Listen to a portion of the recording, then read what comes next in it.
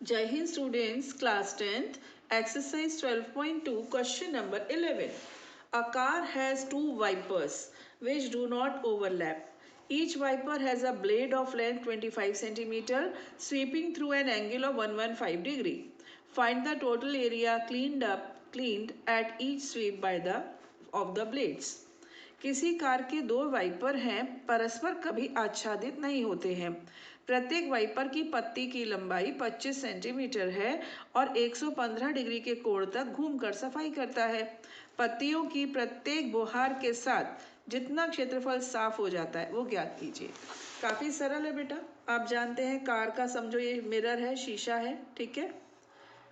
ऐसे वाइपर लगे रहते हैं ना, जो बारिश में वो सफाई करते हैं, तो ये इतना एरिया कवर करता है और ये इतना एरिया कवर करता है, यानी इतना एरिया कवर करते हैं कि इनका ये जो एंगल बनता है ना, ये 115 डिग्री का सेंटर पर बनता है, यानी जहाँ पर ये स्टार्ट हो रहे हैं। और इस तरीके से करते हैं कि ओवरलैप नहीं करते, यानी कि ये जहाँ तक छोड़ता है वहाँ से ये लेता है। यानी कुल मिलाकर ये दोनों इक्वल लेंथ के हैं, यानी कि रेडियस जो बनेगी वो इक्वल है दोनों की, एंगल बना रहे हैं वो भी इक्वल है, यानी कि हमको दो सेक्टर यानी कि त्रिज्यखंड, दो त्रिज्यखंड का क्षेत्रफल बताना है और वो एक जैसे हैं। यानी कि हम किसी एक त्रिज्यखंड का क्षेत्रफल निकालेंगे और उसको 2 से गुणा कर देंगे, क्योंकि जितना एरिया ये कवर करता है उतना ही ये करता है, ठीक है। और एक दूसरे को ओवरलैप नहीं करते हैं, यानी कि ये और ये एक दूसरे के एरिया में नहीं जाते हैं, इसका अलग है, इसका अलग क्षेत्र है, ठीक है। और दोनों एंगल कितना बना रहे हैं, ये यहाँ से 115 डिग्री, ये यहाँ से 115 डिग्री, ठीक है। चलिए अब हम शुरू करें। इसमें एंगल कितना है, यानी सेंटर पर बनने वाला कोण कितना है, 115 डिग्री का।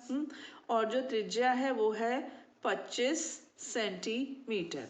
यहाँ पर लिखेंगे दोनों वाइपर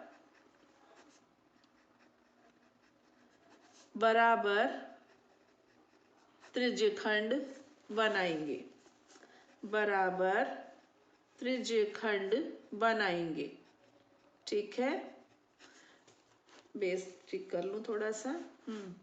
यहाँ पर लिखेंगे बोथ वाइपर्स विल कवर कर देती हूँ, यहाँ पर विल कवर इक्वल सेक्टर्स, ठीक है।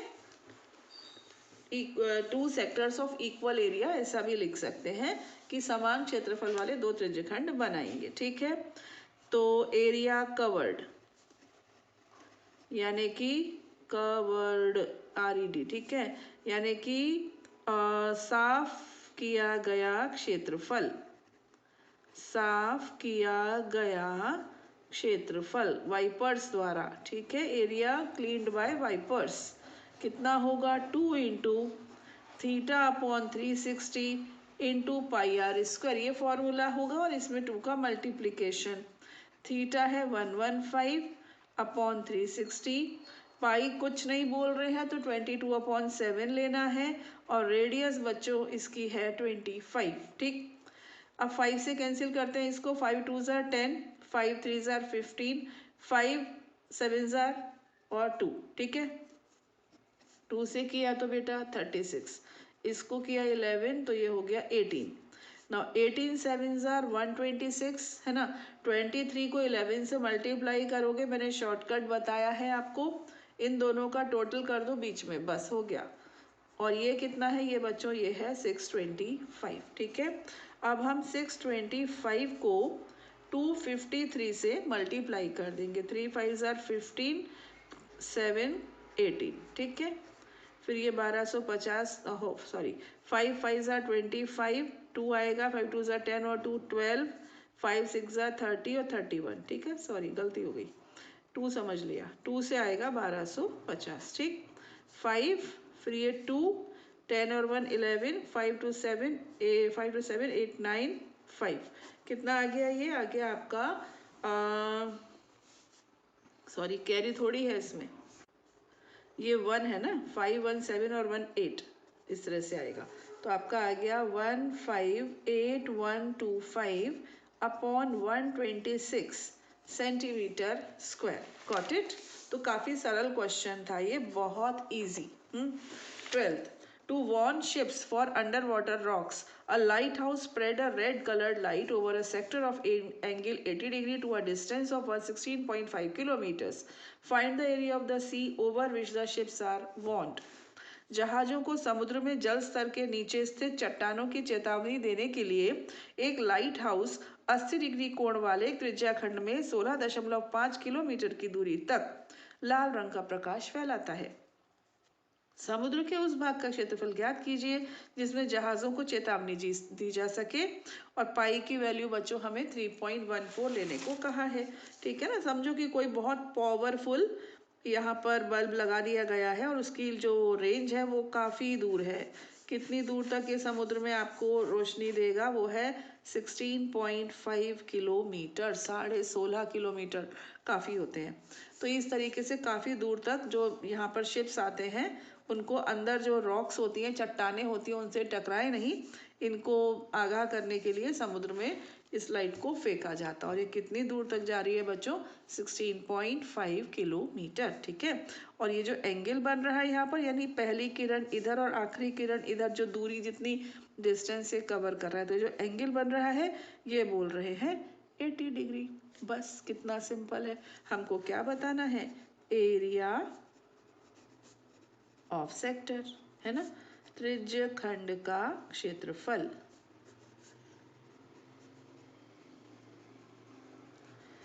तो भाई क्या होगा, theta upon 360 into pi r square. थीटा इस बार है 80 अपॉन 360, पाई बोल रहे हैं 3.14, और बच्चों ये है 16.5 into 16.5। Got it. Now decimal remove कीजिए तो नीचे आएगा 10,000। ठीक, ये कैंसिल, 4 2 ज़ार 8, और ये हो गया 4 9 ज़ार 36। 3 से जाएगा, 3 3 ज़ार 9, ये जाएगा 55। फिर ये जाएगा यहाँ पर अगेन 55। अब देखो बच्चों 2 भी है और 5 भी है, तो एक 2 और एक 5 मिलकर एक 0 बनाएंगे, तो ये कैंसिल कर दीजिए।